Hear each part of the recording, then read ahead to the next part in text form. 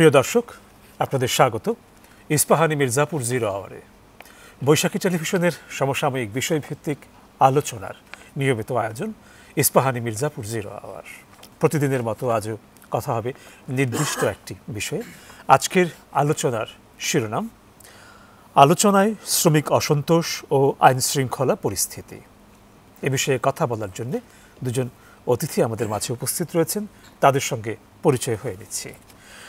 আমার ডানে প্রথমেই আছেন বিজিএম এর সাবেক পরিচালক ডক্টর রশিদ আহমেদ হোসাইনি। এরপরে রয়েছেন বিএনপির জাতীয় নির্বাহী কমিটির শ্রম বিষয়ক সম্পাদক হুমায়ুন কবির খান।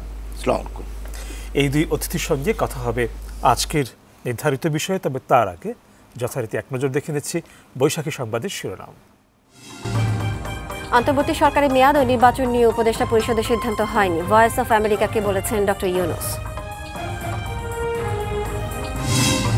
নানান দাবিতে গাজীপুর, সাভার ও আশুলিয়ায় শ্রমিকদের বিক্ষোভ ও সড়ক অবরোধ চলছে। ঢাকা, ময়মনসিংহ ও চন্দ্রা নবীনগর মহাসড়কে তীব্র যানজট। গুজব ছড়িয়ে গার্মেন্টসে অস্থিরতা সৃষ্টি করা হচ্ছে, জড়িতরা অনেকে চিহ্নিত, বলেছেন শ্রম উপদেষ্টা। আইন শৃঙ্খলা নিয়ে স্বরাষ্ট্র উপদেষ্টার হুঁশিয়ারি। চট্টগ্রাম নির্বাচনী ট্রাইব্যুনাল কারচুপির কারণে 2021 সালে চট্টগ্রাম নগর নির্বাচনের ফল বাতিল করেছে। বিএনপির প্রার্থী শাহাদাত হোসেনকে মেয়র ঘোষণা। এবং তিতাস গ্যাসের অসাধু কর্মকর্তাদের ঘুষ দুর্নীতি আগের মতোই চলছে। সম্প্রতি মিরপুরে ঘুষ নিতে গিয়ে জনতার হাতে আটক 5 জন কারাগারে।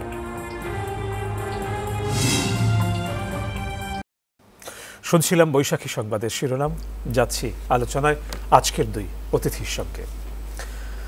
আজকে কথা বলবো শ্রমিক অসন্তোষ এবং আইন শৃঙ্খলা পরিস্থিতি। শ্রমিক অসন্তোষ বলতে মূলত গাজীপুর, সাভার, আশুলিয়ার শিল্পাঞ্চলে যে শ্রমিক অসন্তোষ চলছে সেটি নিয়ে, এবং এটি নিয়ে এর আগেও আমাদেরই কয়েকবার আলোচনা আমরা এখানে করেছি, অন্যান্য গণমাধ্যমে আলোচনা হচ্ছে, এবং সংকটের জায়গাটা কোথায় নানা রকম আমরা শুনছি, কিন্তু সমাধানটা আসলে শেষ পর্যন্ত দেখছি যে না, হচ্ছে না, হতে হতে গিয়েও কোথাও হচ্ছে না। যারা অতিথিতে এসছেন তারা বলেছেন যে এই জায়গাটাকে এই জায়গায় বোধহয় আমরা একটু মনোযোগ দিলে সমস্যার সমাধান হয়ে যাবে, সেগুলি পরবর্তীতে তারা চেষ্টা করেছেন, কিন্তু আমরা দেখতে পাই যে শেষ পর্যন্ত এখানে আসলে স্থায়ী কোনো সমাধান আসছে না। সবশেষ গত 14ই সেপ্টেম্বর শ্রম উপদেষ্টা এবং শিল্প উপদেষ্টার উপস্থিতিতে বিজিএমের আয়োজনে মালিক পক্ষ এবং শ্রমিক পক্ষের অংশগ্রহণ, এটা মত বিনিময় সভা হয়। সেখান থেকে একটি সিদ্ধান্ত হয় 15ই সেপ্টেম্বর সবগুলো কারখানা খুলে দেওয়া হয়, এবং সেই সভা থেকে বলা হয়েছিল যে আমরা আশা করছি আর কোনো সমস্যা থাকবে না, আমরা একটা মতৈক্যে পৌঁছেছি। কিন্তু দেখা গেল যে ফলত বা কার্যত আমরা সেটিকে আর দেখলাম না। তাহলে সমস্যাটা কি আসলে এখনো পর্যন্ত অচিহ্নিত, যে কারণে সমাধান হচ্ছে না? প্রথমে যাব ডক্টর রশিদ আহমেদ হোসাইনি, আপনার কাছে যে প্রশ্নটি রেখেছি সেটি নিয়ে। ধন্যবাদ বৈশাখী টিভির সকলকে, এবং আমাকে আজকে বৈশাখী টিভির এই প্রোগ্রামে আমন্ত্রণ জানানোর জন্য আমি আরও ধন্যবাদ জানাচ্ছি, কৃতজ্ঞতা প্রকাশ করছি যারা এত রাত্রে বসে সারা বিশ্বে এবং বাংলাদেশে আনাচে কানাচে যারা এই বৈশাখী প্রোগ্রামকে দেখছেন, সবাইকে ধন্যবাদ জানাচ্ছি। আসলে এই জিডি আপনি শুরুতেই বলেছেন, বর্তমানে বাংলাদেশে যে গার্মেন্টস সেক্টরে যে অরাজকতা, শ্রমিক সন্তোষ বা আইনশৃঙ্খলা নিয়ে আমরা যে যাই বলছি না কেন, অনেক আলোচনা ইতিমধ্যে হয়েছে। আপনার এখানে বসে আলোচনা করেছেন, আপনি বলেছেন, আমরাও শুনেছি, এবং প্রতিনিয়ত আমরা শুনছি এবং দেখছি। এই শ্রমিক সন্তোষ এটা আজকে নতুন কিছু নয়। দীর্ঘদিন থেকে আমরা জবে থেকে এই ট্রেডে, বিশেষ করে আমি এসেছি তখন থেকে 2-3 বছর পর পর আমরা দেখছি মাঝে মধ্যে শ্রমিক অসন্তোষ হয়, তাদের কিছু দাবি দেওয়া নিয়ে আসে, আমরা চেষ্টা করি এগুলি সলভ করার জন্য। আমাদের সংগঠন আছে বিজিএমের মাধ্যমে আমরা সলভ করার চেষ্টা করি সরকারের সহযোগিতা নিয়ে। কিন্তু এবারের যে আন্দোলনটা, বিশেষ করে গত 16 বছর একচাটিয়েভাবে যেমনিভাবে দেশ পরিচালিত হয়েছিল, তখন আসলে মুক্তভাবে কথা বলার অধিকার অনেকেরই ছিল না। সেটা আমরা না সবাই স্বীকার করে, যার কারণে 5ই আগস্টের যেই আন্দোলন, যে সফলতা, এটাকে আমরা অনেকেই বৈষম্যবিরোধী ছাত্র জনতার আন্দোলনকে আমরা দ্বিতীয় স্বাধীনতা বলে আখ্যায়িত করি। আমি আজকের এই দ্বিতীয় স্বাধীনতা যারা শহীদ হয়েছেন তাদের আত্মার মাগফিরাত কামনা করছি। যারা আহত অবস্থায় আছেন তাদের সুস্থ কামনা করছি এবং সর্বস্তরে যারা এই আন্দোলনে সহায়তা করেছেন তাদের প্রতি কৃতজ্ঞতা প্রকাশ করছি। আমি মূল কথায় ফিরে আসি, শ্রমিক অসন্তোষ। আসলে এই দীর্ঘদিনের যেই চাপা উত্তেজনা এবং দীর্ঘদিনের মানুষের যেই ভিতরে সব দিক থেকে নির্যাতিত নিষ্পেষিত, সেটা এখন 5ই অক্টোবরের দ্বিতীয় স্বাধীনতার পরে অনেকেই মুখ খোলা শুরু করেছে, তাদের অধিকার নিয়ে কথা বলার সুযোগ করে দিয়েছেন, আমরা সবাই কথা বলছি। সেই বলাটা দেখতে হবে কতটুকু যুক্তিযুক্ত, শুধু সুযোগ পেলেই কথা বলবে এমনটা নয়। আমরা যেটা ধরেন গত কিছুদিন থেকে আমরা 14ই অগাস্টে যেই বিজিএমইতে 2-3জন উপদেষ্টা উপস্থিত ছিলেন, তাদের সবার সাথে শ্রমিক নেতা সহ যেই একটা সমঝোতা, একটা মিটিং হওয়ার পরে একটা সমঝোতা স্বাক্ষরে 18 দফা নিয়ে আমরা দেখলাম যে মোটামুটি সমঝোতা এসেছে। আমরা ভেবে নিয়েছিলাম যে হয়তো এইটাই হয়তো শেষ হয়ে যাবে, কিন্তু পরবর্তী আমরা দেখি না, অদ্যাবধি চলমান আছে। এবং যদি শ্রমিক অসন্তোষ, নিশ্চয়ই তাদের দাবি দেওয়া থাকতে পারে, যৌক্তিক দাবিগুলি সরকার যেমন দেখছে, মালিক পক্ষ এরকম দেখছে যে কীভাবে তাদের এই সমস্যাগুলি সমাধান করা যায়। এবার জানি কেন শেষ হয়েও হচ্ছে না শেষ, এটা নিয়ে আমরা একটা শঙ্কিত। দেখুন, বেতন নিয়ে যে কথাটা বলতেছিল, সেই বেতন মাত্র 9 মাস আগে ডিসেম্বরে ন্যূনতম মজুরি কিন্তু ডিক্লারেশন এসেছে এবং সেই ন্যূনতম মজুরিতে একচাটিয়াভাবে গভর্নমেন্টের পক্ষ থেকে এবং বিশেষ করে মালিকদের সাথে, এন্টারপ্রেনারদের সাথে তেমন কোনো আলোচনা না করেই এটা সবসময় হয়ে আসে নির্বাচনের সামনে রেখে একটা সুযোগ সবাই নিতে চায়। এটা গত স্বৈরাচার সরকারও নিয়েছে, একটা ন্যূনতম মজুরি ডিক্লারেশন দিয়েছে। মাত্র 8 মাসের ব্যবধানে আবার ন্যূনতম মজুরির কথা আসছে। যৌক্তিক হলে অবশ্যই সেটা মেনে নেওয়া হবে, আলোচনার মাধ্যমে এসেছে এবং শ্রম মন্ত্রণালয়ের উপদেষ্টারা বলেছে, কমিটি করে দিচ্ছে, এটা নিয়ে আলোচনা হবে। বাকি যে দাবিগুলি, সেটাও যৌক্তিকগুলি আমরা মানে নেওয়ার জন্য কিন্তু অলরেডি ইতিমধ্যে অনেকে দিয়ে দিচ্ছে এবং যে দাবির বাইরেও কিন্তু দিচ্ছে। তাহলে এখনও কেন অসন্তোষ শেষ হলো না? আমি এটাকে একটু অন্যভাবে বলতে চাচ্ছি, আসলে যখনই আন্দোলন আসে বিজিএমইএ এটা মুখ্য ভূমিকা পালন করে। এবার কেন জানি মনে হচ্ছে, কেন না সেটা হয়তো অনেকের কাছে পরিষ্কার, এই বিজিএমইকে আসলে তার মূল দায়িত্ব পালন করতে সক্ষম হয়েছে। আর কীভাবে বা হবে? যে বিজিএমইতে এখন প্রেসিডেন্ট উনি পলাতক নাই, আরেকজন ভাইস প্রেসিডেন্ট খুনের মামলায় অভিযুক্ত, আরেকজন ভাইস প্রেসিডেন্ট দুর্নীতির মামলায় অভিযুক্ত হয়ে উনি দেশের বাহিরে, অনেকে পলাতক আছে। এখন যারা চালাচ্ছেন, চেষ্টা করছেন, তাদের চেষ্টাকে আমি অবশ্যই অবমূল্যায়ন করব না, কিন্তু অভিজ্ঞতার একটি বিকল্প নাই। আমরা চেয়েছিলাম আলোচনা করে বিজিএমইএ যারা আছে সবাই মিলে সমাধান করতে, কিন্তু কেন জানি বর্তমান বোর্ড থেকে তেমন কোনো সহায়তা পাওয়া যাচ্ছে না। এটা অতীত আন্দোলন হয়েছে, শেষও হয়েছে। আর কেন হচ্ছে না তার একটা কারণ যদি আমি বলতে চাই, আমি এইভাবে বলতে পারি, আসলে এতদিন যে দেশ যেভাবে পরিচালনা হয়ে আসছিল, তারা কিন্তু ওই লোকগুলি এখনো কিন্তু অনেকে বিজিএমইএর বোর্ডও রয়েছে। তাহলে যার মদতপুষ্ট হয়ে এই বিজিএমইএ বোর্ড আছে, তারা কি কার পারপাস সার্ভ করছে? আমার প্রশ্ন হলো এখানে। শ্রম উপদেষ্টা যেদিন আমরা পেরিয়ে এলাম, সেদিন তিনি বলেছেন যে গুজব রটিয়ে এবং বাইরে থেকে ইন্ধন দিয়ে উস্কে দেওয়া হচ্ছে এই আন্দোলনকে। আমি সেদিকে যাচ্ছিলাম। আজকে যদি এই বর্তমান সরকারকে অস্থির রাখার জন্য যে কটা সেক্টর রয়েছে, এর মধ্যে ইন্ডাস্ট্রি, গার্মেন্টস একটা উল্লেখযোগ্য সেক্টর, যেখানে প্রচুর শ্রমিক রয়েছে, ডাক দিলে পাওয়া যায়। এবং আজকে যদি অস্থিরতা করে এই সরকারকে বেকায়দে ফেলা যায়, এটা দেশীয় এবং আন্তর্জাতিক চক্রান্ত এখানে নিহিত রয়েছে আমি মনে করি। আজকে যদি বাংলাদেশ থেকে গার্মেন্টস চলে যায় তাহলে কার সুবিধা হবে? আজকে যদি বাংলাদেশের অর্থনীতি পঙ্গু করে দেওয়া যায় তাহলে যাদের সুবিধা হবে, আমাদের পার্শ্ববর্তী রাষ্ট্র রয়েছে যেখানে তারা বিভিন্নভাবে গার্মেন্টস সেক্টরকে প্যাট্রোনাইজ করতেছে, তাহলে আজকে বাংলাদেশ যেভাবে এক্সপোর্টের দিক দিয়ে অনেক দূরে এগিয়ে গিয়েছেন, যেই গার্মেন্টস সেক্টর প্রত্যক্ষভাবে 40 লক্ষ শ্রমিকের কর্মসংস্থান করছেন, পরোক্ষভাবে তার 4-5 গুণ আসলে কিন্তু এই সেক্টরের সাথে জড়িত। শুধুমাত্র গার্মেন্টস নয়, এখানে কার্টুন ফ্যাক্টরি, পলি ফ্যাক্টরি, লেভেল ফ্যাক্টরি, যে ব্যাকওয়ার্ড লিঙ্কেজ যেগুলো আছে সেগুলির সাথে, এবং আজকে যে আমাদের দেশে ক্ষুদ্র ক্ষুদ্র যে বিভিন্ন প্রতিষ্ঠানগুলি ইন্ডাস্ট্রি, যেমন লিপস্টিক বলেন, চুড়ি বলেন, পিতা বলেন, এগুলি কোথায় সেল হচ্ছে? আমাদের এইসব গার্মেন্টস সেক্টরে যারা কাজ করে তারাই তো এগুলি পড়ছে।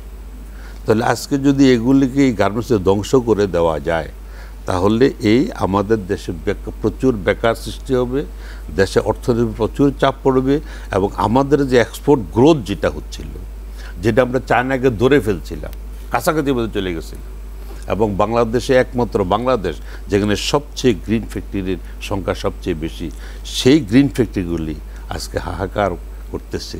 সে আজকে বিভিন্ন ফ্যাক্টরিগুলি আজকে আমরা চালাইতে না পারার কারণে আজকে আমাদের সোয়াটারের সিজনাল ব্যবসা, সেই সিজনাল ব্যবসায় উইন্টারের মালগুলি নেওয়ার সময় কিন্তু জুলাইতে শেষ হয়ে গিয়েছে, বাট আমরা কিন্তু জুলাই, অগাস্ট, সেপ্টেম্বরে কিন্তু কোনো মাল শিপমেন্ট করতে পারছি না। আপনাদেরকে বিমানে সেগুলো পাঠাতে হচ্ছে, বিমানে যেখানে বিমানের কর ছিল আগে মাত্র কেজিতে $2 থেকে $2.5, সেখানে এখন বিমানের কষ্টে যে দাঁড়িয়েছে $7 থেকে $8 দাঁড়িয়েছে পার কেজি। বায়াররা বিমানে ডিসকাউন্ট দিয়ে বিমানে নিবে, এখন তারা ডিসকাউন্ট দিয়ে এয়ারেও আর নিচ্ছে না, কারণ যেহেতু সেলিং পিরিয়ডও তারা আর পাচ্ছে না।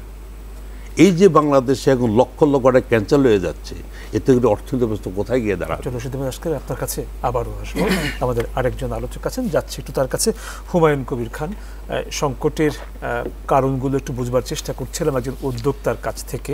একই বিষয় একটু আপনার কাছ থেকে বুঝতে চাইব যে একটা তো হচ্ছে যে আমরা কিছু মোটা দাগের কারণ আমরা পেয়ে গেছি, এবং বা যদি বলি যে আসলে সব কারণেই পেয়ে গেছি, হ্যাঁ, তাহলে প্রশ্ন হচ্ছে যে সেগুলির সমাধানটা কেন হচ্ছে না? এই প্রশ্নটা জায়গা থেকে কিন্তু আমাদের এই আলোচনাটা যাচ্ছে আপনার কাছে। ধন্যবাদ। বৈশাখী টেলিভিশনের সকল দর্শক শ্রোতাদেরকে এবং আমার সহ-আলোচক সহ আজকের উপস্থাপক সহ সকলকে অভিনন্দন জানাচ্ছি। আমি ছাত্র, শ্রমিক এবং জনতার এই বিজয়ের ফসল হলো অন্তর্বর্তীকালীন সরকার। এই বিজয় অর্জন করতে গিয়ে যে সমস্ত ছাত্র, শ্রমিক, জনতা মৃত্যুবরণ করেছেন, শহীদ হয়েছেন, তাদের আত্মার মাগফিরাত কামনা করছি। একটা তীব্র আন্দোলন সংক্ষিপ্ত সময়ের মধ্যে দেশে আবার তৃতীয়বারের একটা স্বাধীনতা অর্জন হয়েছে, এবং ছাত্র জনতার রক্তের দাগ এখনো রাজপথ থেকে শুকায় নাই। অন্তর্বর্তীকালীন সরকার দায়িত্ব গ্রহণ করেছেন। আমরা প্রত্যাশা করতেছিলাম, দেশের মানুষ প্রত্যাশা করতেছিল, অন্তত এই সরকার কঠিন এবং শক্ত অবস্থান নিয়ে এই সংস্কারের কাজে হাত দিবেন এবং সকল প্রতিযোগিতাকে তারা মোকাবিলা করবেন। কিন্তু আমরা দেখতেছি যে ওনারা দায়িত্ব গ্রহণ করার পরেই কয়েকটি দুর্ঘটনা, আমি বলবো না, পতিত সরকারের পরিকল্পিত আক্রমণ এই অন্তর্বর্তী সরকারের উপরে। এক নম্বরে একটা সিভিল কু হওয়ার সময় ছিল, ব্যর্থ হয়েছে। আনসারদের একটা মন্ত্রণালয় ঘেরাও করে একটা নতুন যাত্রা শুরু করতে ব্যর্থ হয়েছে।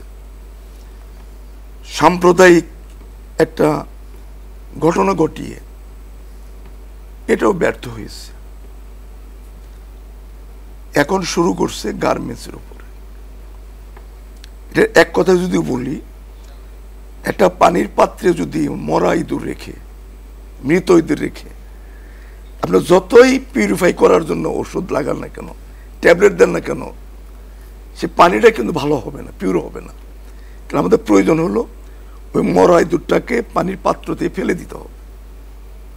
কথাটা এই জন্য বললাম, ছাত্র শ্রমিক আন্দোলনের কারণে দেশের বৈধই বলে আর অবৈধই বলি আর স্বৈরাচারী সরকারি বলি, প্রধানমন্ত্রী পালিয়ে যেতে বাধ্য হয়েছে। কিন্তু তার দোসর, তারা তো পালিয়ে যেতে পারে নাই। তাদের অবস্থানটা কি? আজকে তাদের দোসররা বিজিএম পরিচালনা করে যাচ্ছে। তাদের দোসররা গার্মেন্টসের সেক্টরে, আমার কাছে যে তথ্য আছে, গার্মেন্টস সেক্টরে 6টা জাতীয় ফেডারেশন, এই সবগুলি আওয়ামী লীগের নেতৃত্বে, যাদের নাম আমার এখানে আছে। একটা নেতৃত্বে আছেন আমাদের পরিবহনের নেতা শাহজাহান খান, একটা নেতৃত্বে আছে ওনার মেয়ের জামাই, সেও এমপি ছোটমণি, একটা নেতৃত্বে আছে Sultana Begum, Mohammad Ilias Hossain. National workers institute and centre, একটা বাংলাদেশ ন্যাশনাল লেবার ফেডারেশন, জাতীয় তৃণমূল ফেডারেশন, জাতীয় কারিগরি শ্রমিক ফেডারেশন, জয় বাংলা জাতীয় শ্রমিক ফেডারেশন। এই ফেডারেশন প্লাস 28টা ট্রেড ইউনিয়ন আওয়ামী লীগের সময় রেজিস্ট্রেশন দিচ্ছে। আওয়ামী লীগের বাহিরে একটা রেজিস্ট্রেশন কোনো সংগঠন বিগত 15 বছর পায় নাই, কোনো দল। তাদের নেতৃত্ব এখন বহাল তবিয়ত আছে। তারা বাহিরে আছে, আত্মগোপনে আছে, কেউ দৃশ্যমান আছে। তারা আত্মগোপনে থাকুক।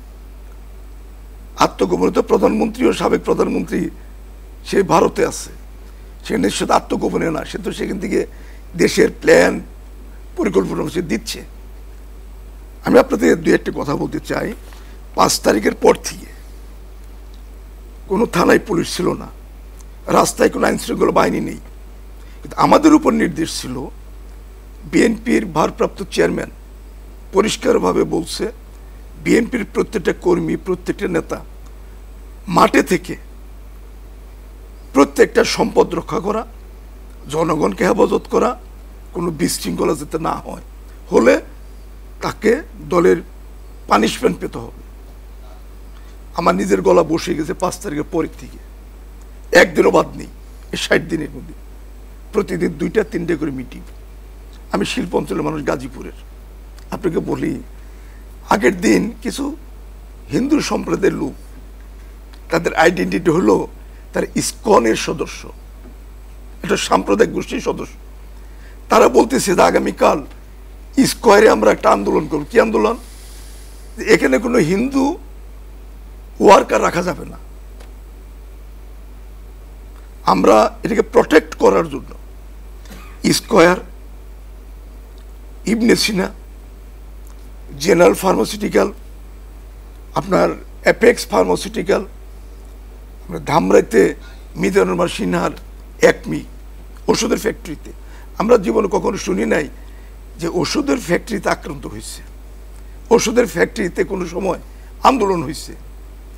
এই প্রতিষ্ঠানগুলির তারা ওভারটাইম ঠিক মতো দিয়ে যাচ্ছে, ওয়ার্কারদের খাবার ব্যবস্থা করতেছে, তাদের ট্রান্সপোর্টের ব্যবস্থা করতেছে, তারপরে তারা কারখানা বন্ধ করে বসে আছে।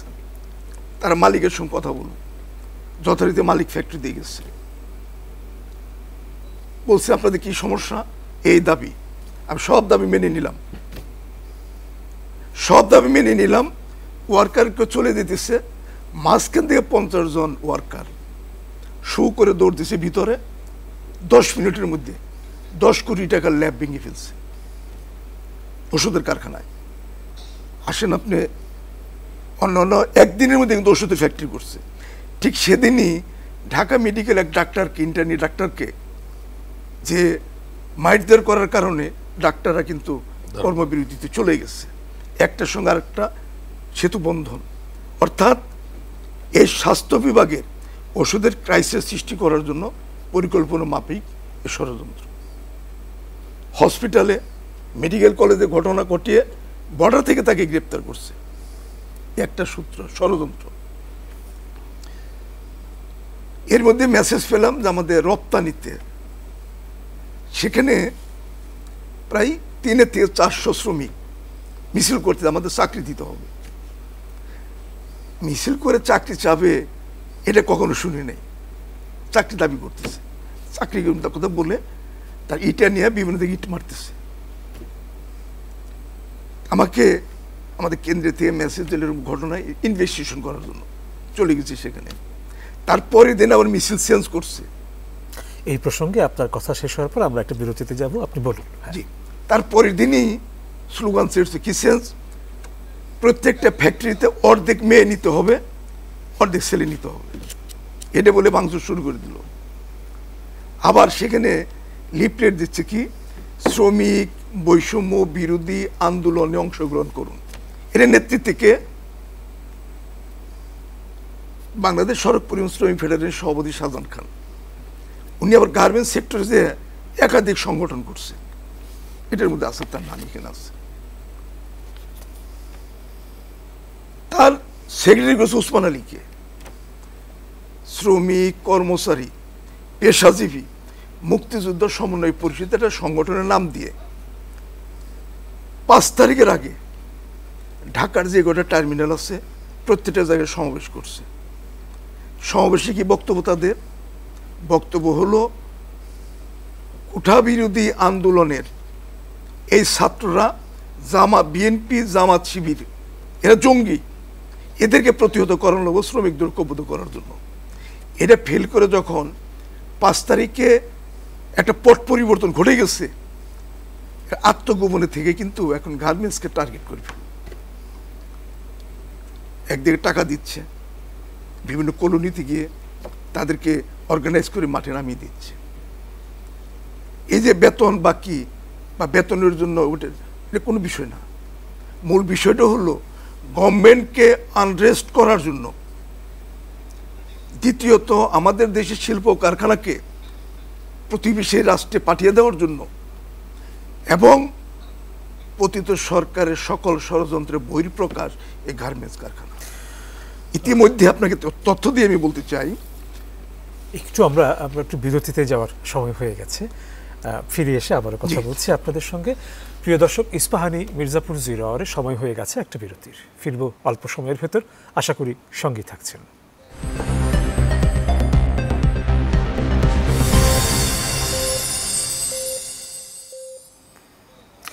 প্রিয় দর্শক, আপনাদের আবারও স্বাগত ইস্পাহানি মির্জাপুর 0 আওয়ারে। ধন্যবাদ বিরতির সময়টুকু আমাদের সঙ্গে থাকার জন্য। ফিরছি আবারও আলোচনায়। হুমায়ুন কবির খান, আপনার কথার মাঝখানে বিরতিতে যেতে হয়েছিল। আপনি বলছিলেন যে কি কি কারণগুলোর জন্য এই শ্রমিক অসন্তোষ। হ্যাঁ, ফিরছি আবারও। ধন্যবাদ। একদিকে যেমন গার্মেন্টসের জাতীয় ফেডারেশন বা স্থানীয় বিভিন্ন কলকারখানায় যে সমস্ত সিবিআইগুলি আছে সবগুলো আওয়ামী লীগের রেজিস্ট্রেশনপ্রাপ্ত, তারা সেখানে নানান প্রক্রিয়াগুলোটা নিয়ন্ত্রণ করার চেষ্টা করতেছে। আমরা যদি মালিকদের কথা বলি, বিজিএমের কথা বলি, এখানে কারা আছে? 5 তারিখের পরে প্রথম যে পদক্ষেপটা নেওয়া উচিত ছিল, বিজিএমে গভর্নমেন্টের পকেটে প্রশাসক নিয়োগ করে দেওয়া। যে কজন বিজিএমের কর্মকর্তা আছে তাদের মধ্যে অনেকে আত্মগোপনে আছে, কিন্তু নিয়ন্ত্রণ তো তাদের হাতে রয়েছে।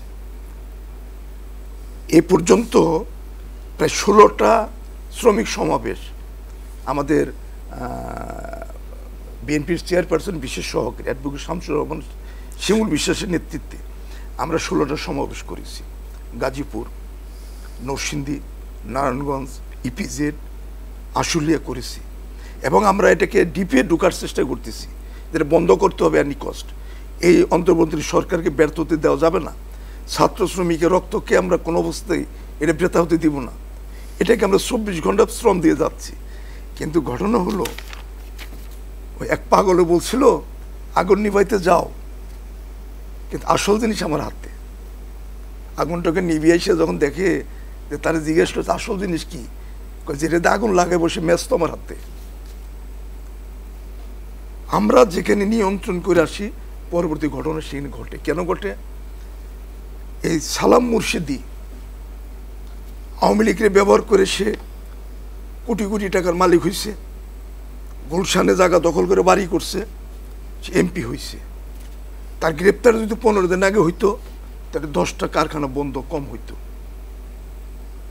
আসেন হামিম গ্রুপ, একে আজাদ, সে স্বতন্ত্র থেকে এমপি নির্বাচন করছে, কিন্তু শেখ হাসিনা পাইতে সকাল বিকালে এসে সালাম করছে, তার ফ্যাক্টরিতে আন্দোলন শুরু হয়। আসেন আপনি নাসা গ্রুপ, নজরুল ইসলাম বাবু, তার ফ্যাক্টরি থেকে আন্দোলন শুরু হয়। হালাল ছোট কোনো নজরুল ইসলাম হেলাল, সে এক্সিম ব্যাংকের চেয়ারম্যান, মালিক এবং গার্মেন্টসের মালিক।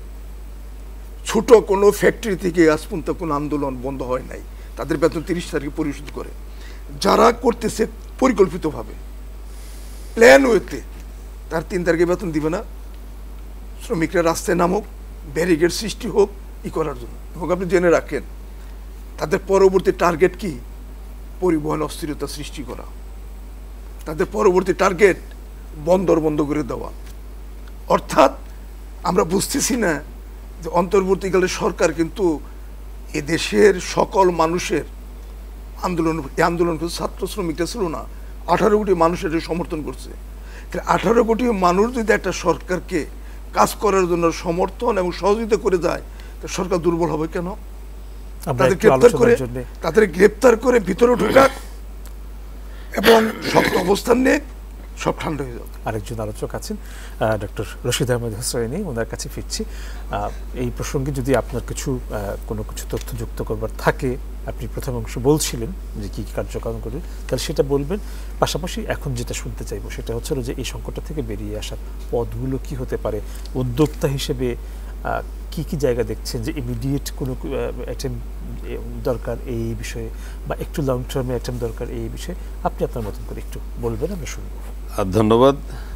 আসলে আমার সহ আলোচক উনি যথার্থই বলে আসতেছিলেন যে আন্দোলনগুলি কেন হচ্ছে। দেখেন, বেতন নিয়ে আন্দোলন হচ্ছে, ধরে নিলাম বেতন মিনিমাম ওয়েজ আবার পুনর্গঠিত আলোচনা হচ্ছে, কী হবে না হবে আলোচনা করে হয়তো হবে। তাহলে আমরা আন্দোলনের কোনো স্থায়িত্ব খুঁজে পাচ্ছি না যে অ্যাকচুয়ালি কোথায় কী আন্দোলন হচ্ছে। ফর এক্সাম্পল, যেমন আমার ফ্যাক্টরি আজকে 10:30 ছুটিতে বাধ্য হয়েছি। কেন? শ্রমিকরা বোর্ড বাজার থেকে আন্দোলন শুরু করছে কি জন্য? একটা ফ্যাক্টরিতে বেতন 2 মাসের বেতন।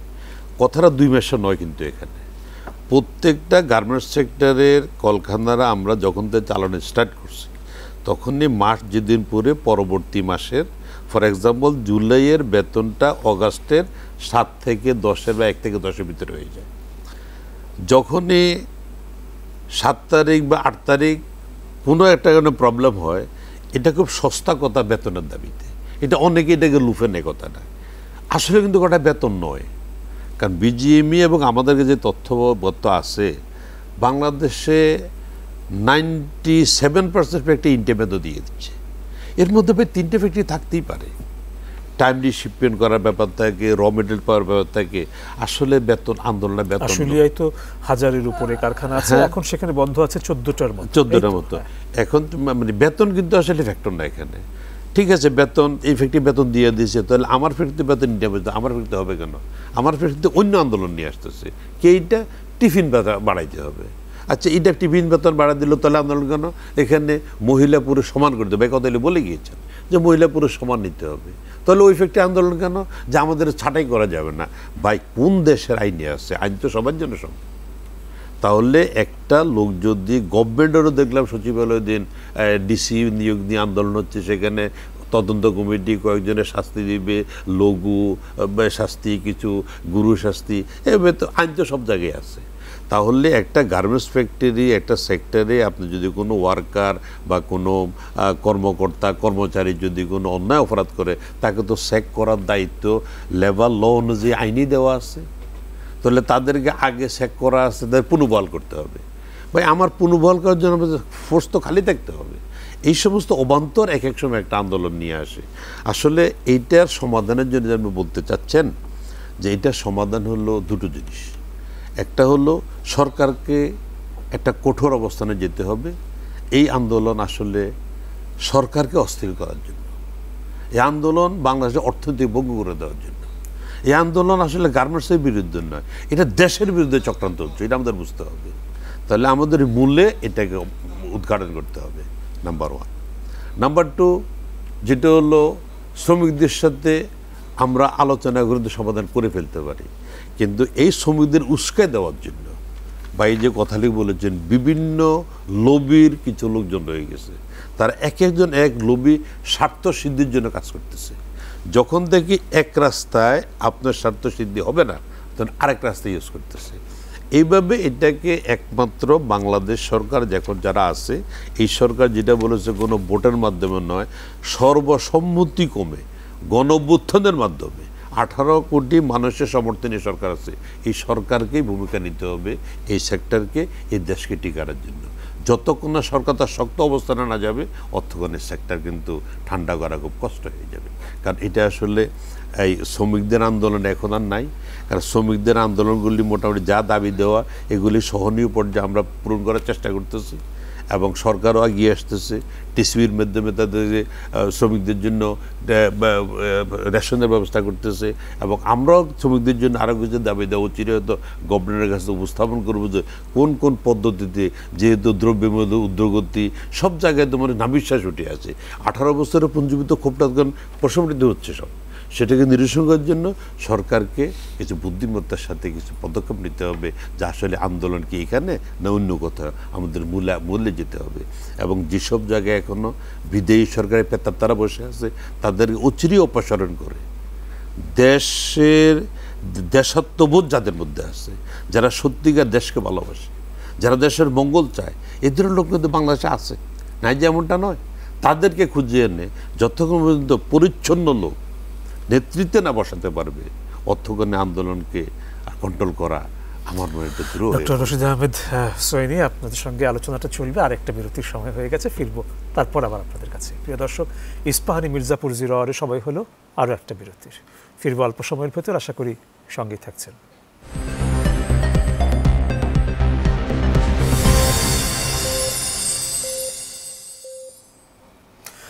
প্রিয় দর্শক, আপনাদের আবারও স্বাগত ইস্পাহানি মির্জাপুর 0 আওয়ারে। ধন্যবাদ বিরতির এই সময়টুকু আমাদের সঙ্গে থাকার জন্য। ফিরছি আলোচনায়।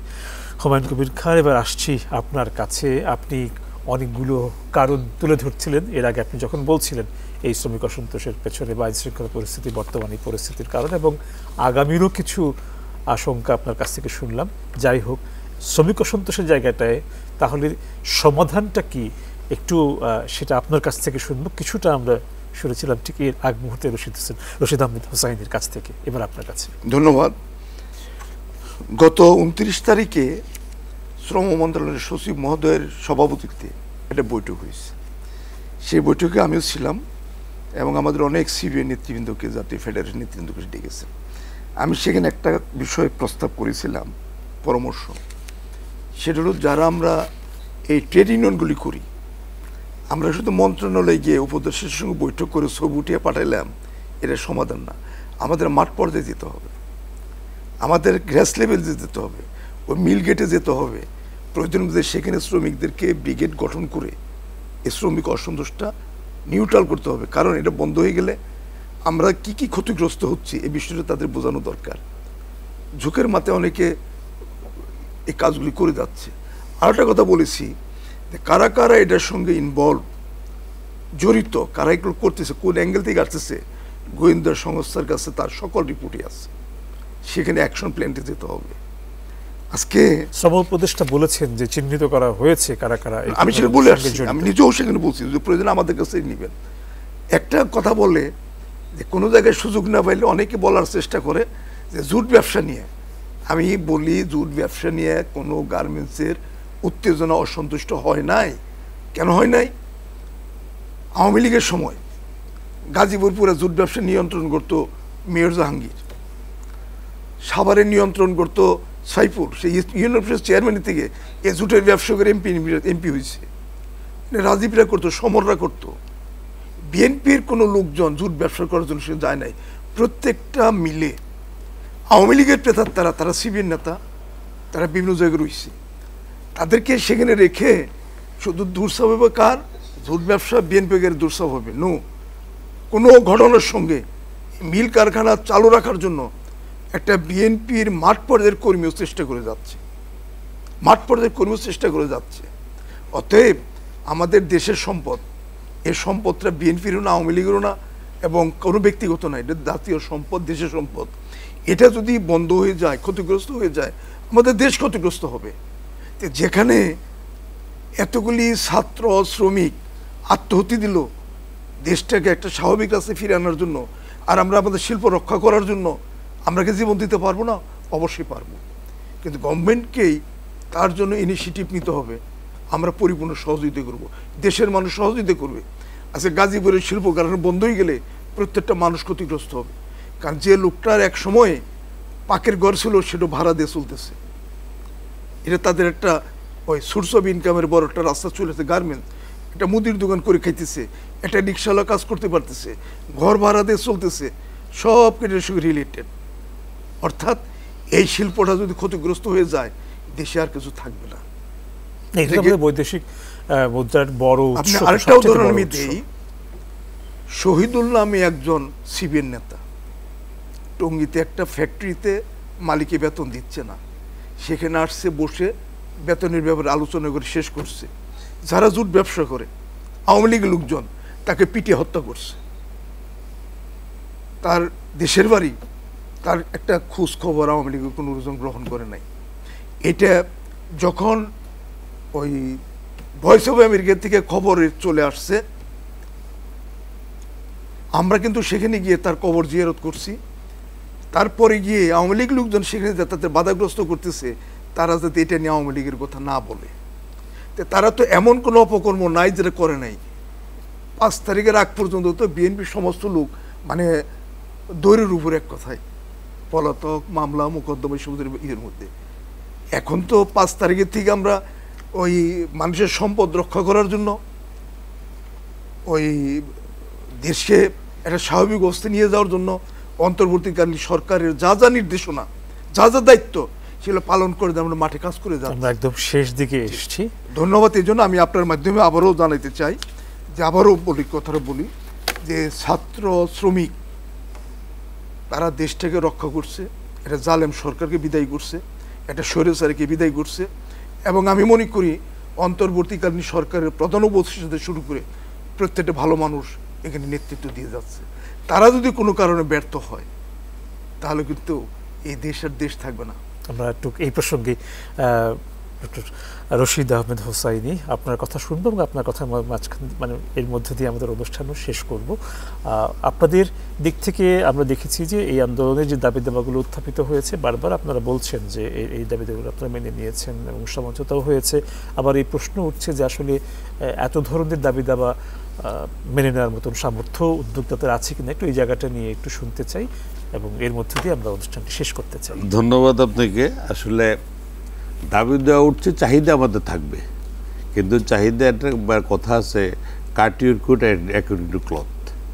এখন আমাদের যে পরিমাণ কস্টিং বেড়ে গেছে বর্তমান, বিগত সরকারের আমলে যেমনিভাবে লুটপাটের কারণে দ্রব্যমূল্যের দাম বেড়ে গেছে, বিদ্যুতের দাম বেড়ে গেছে, গ্যাসের দাম বেড়ে গেছে, আমরা গ্যাসের লাইনে গ্যাসের প্রেশার নাই, বিল দিতে হচ্ছে 24 ঘন্টার মধ্যে 8 ঘন্টা। গাজীপুরে উনি আমার সাথে অবশ্যই একমত হবেন, আমরা 9 ঘন্টা 10 ঘন্টা আমরা বিদ্যুৎ পাই নাই, আমরা বিদ্যুতের ডিজেল দিয়ে চালাতে হচ্ছে। আমাদের কিন্তু কস্টিং অনেক বেশি বেড়ে গেছে। আজকে যে নতুন দাবিগুলি আসতেছে, দাবিগুলি পূরণ করতে হয়, তাহলে গভর্নমেন্টের সাবসিডি ছাড়া এই দাবিগুলি পূরণ করে কোন গার্মেন্টস সেক্টর টিকে থাকবে কিনা আমি ব্যক্তিগত সন্দেহান। এই জিনিসগুলি দাবি পূরণ করতে হলে মালিকদের পক্ষ, ওনাদের পক্ষ থেকেও কিছু চাহিদা হয়তো গভর্নমেন্টের কিছু উচিতই হয়তো উপস্থাপন করা হবে।